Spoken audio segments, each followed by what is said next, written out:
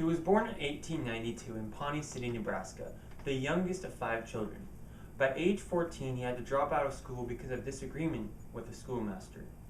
So in order to pay for new shoes, he took a job printing the weekly newspaper for only $2 a week. This ambitious young man would grow up to be called Harry D. Strunk.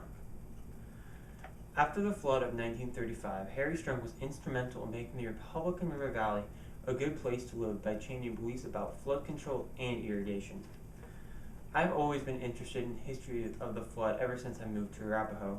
I've read many books, and then I realized the significance of Harry Strunk's work. So first we will talk about how Harry Strunk changed beliefs about flood control, and then secondly we will talk about Harry Strunk's impact in changing the development of irrigation, and then finally we will discuss the importance of his work. So after the flood of 1935, Harry Strunk was instrumental in making the Republican River Valley a good place to live by changing beliefs about flood control and irrigation. In this speech, the description of a good place to live must meet these 2 standards: that the floodwaters are controlled and that irrigation water is available. So Harry used newspaper articles to change beliefs about flood control. So according to Alan Strunk's 2007 book about his father, Harry Strunk, he started the newspaper, the McCook Gazette, in 1911 at the age of 19. So this picture shows a young Harry Strunk in his office not long after the McCook Gazette was founded in 1911. Through the years, he began to see the problems in the Republican River Valley of not enough rain, not enough irrigation, and not enough flood control. According to Walt Center in a March 2019 McCook Gazette article, he explained how the devastating flood of 1935, afterwards Harry Strunk used daily newspaper articles to stress the need for flood control in the Republican River Valley. And then in 1944, according to a National Park Service website, the PICS loan plan provided federal dollars to pay for 7 dams along the Republican River.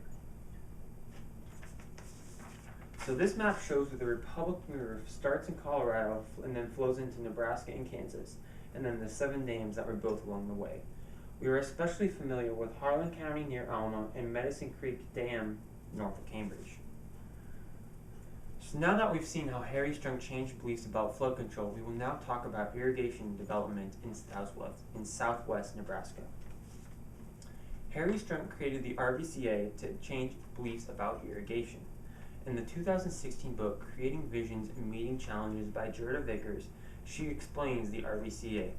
The RVCA, or Republican Valley Conservation Association, was started by Harry Strunk in 1940. He was the president of this association for many years, and his main purpose was to lobby for irrigation in the Republican River Valley. In 1944, the PICS loan plan authorized the Frenchman-Cambridge Irrigation District. Their website says they have over 45,000 acres of irrigation today. So 45,000 acres is equivalent to about 70 square miles.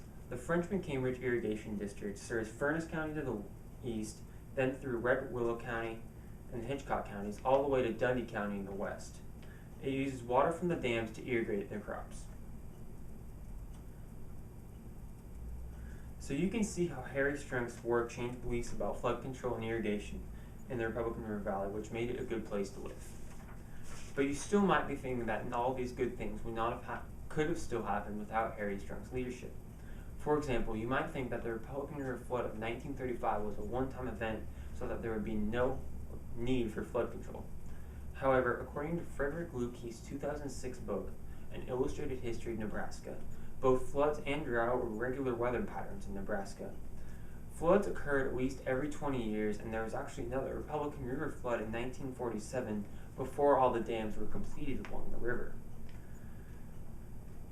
But you might also be thinking that the government would have done all these things without Harry Strunk's involvement. However, in 1940, according to Vickers, the Army Corps of Engineers had decided to only build 1 dam along the river in Harlan County. This plan would have left the entire upper Republican River basin still susceptible to floods and drought, and it would not have been a good place to live. So here's our map again. It shows what the proposed dam site would have been, resulting in the entire upper Republican River basin still susceptible to flood and drought and lack of irrigation, resulting in it not being a good place to live. So Harry Strunk proposed combining flood control and irrigation as a more cost-effective option for the Army Corps of Engineers. He used newspaper articles in the RVCA and even went to Washington, D.C. to sway government minds. So in conclusion, we first talked about how Harry Strunk changed beliefs about flood control. Secondly, we talked about Harry Strunk's development of irrigation. And finally, we discussed his importance of work in our area.